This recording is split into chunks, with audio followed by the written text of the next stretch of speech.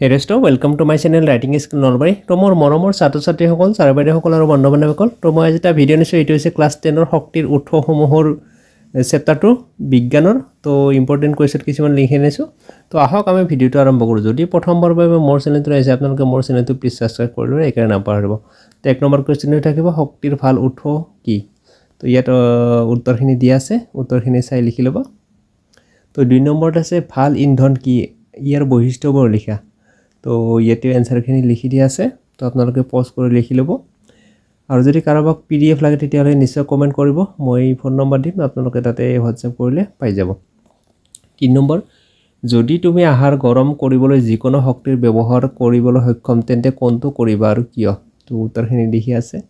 4 number জীৱাশ্মজাত ইন্ধনৰ তিনিটা অসুবিধা কি কি তে জীৱাশ্মজাত ইন্ধনৰ তিনিটা অসুবিধাৰ বিষয়ে লিখিব কৈছে তো এই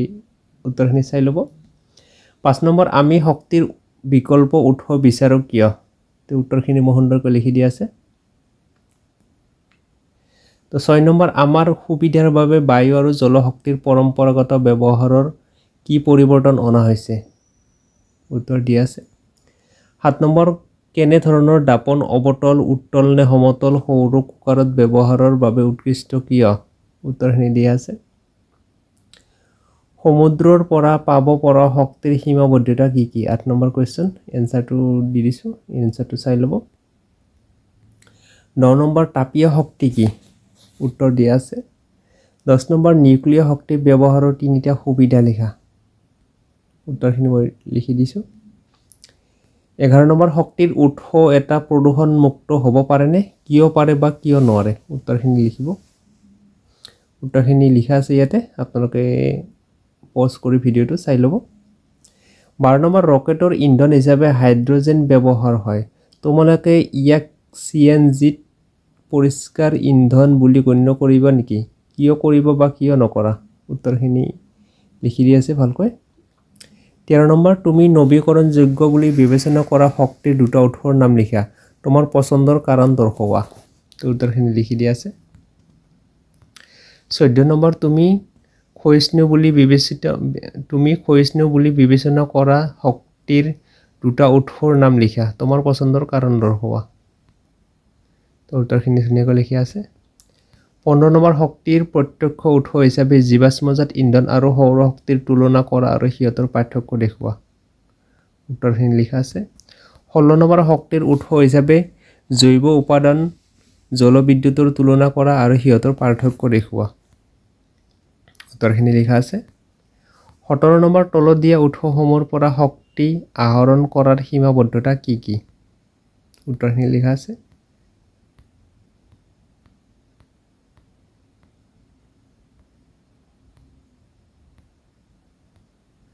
18 নম্বৰ কি আধাৰত শক্তিৰ উৎসসমূহ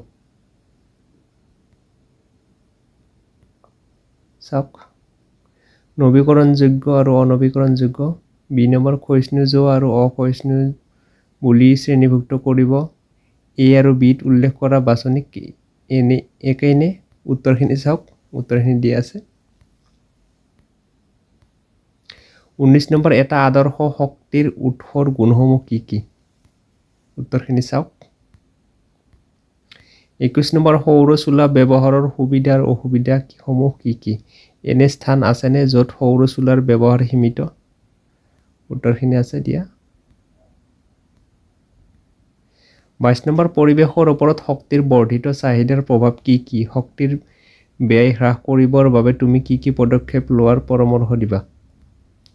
এইখিনি উত্তৰখিনি দিয়া আছে উত্তৰখিনি চাই ল'ব পজ কৰি ল'ব বা স্ক্ৰিনশ্বট মাৰি ল'ব